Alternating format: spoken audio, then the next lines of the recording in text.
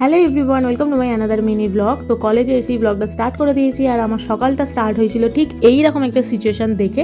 মানে সিরিয়াসলি বলছি, আমি পুরোপুরি অবাক হয়ে গেছিলাম যে হঠাৎ করে কি হলো। কলকাতায় তো গরম পড়েই গেছে, হঠাৎ করে আবার শীতকাল কোথা থেকে চলে এলো। তো যাই হোক, কলেজে এসে তো দেখছি একদম অ্যাজ ইউজুয়াল কলেজ পুরো ফাঁকা। আর আমাদের কলেজে এখন গরমকালের ফুল ফুটতেও স্টার্ট করে দিয়েছে, মানে কাঠগোলাপ। আর যখন ক্লাস শেষ হওয়ার পরে আমি ক্লাস থেকে বেরোই, তখন ঠিক এইরকম একটা সিচুয়েশন ছিল।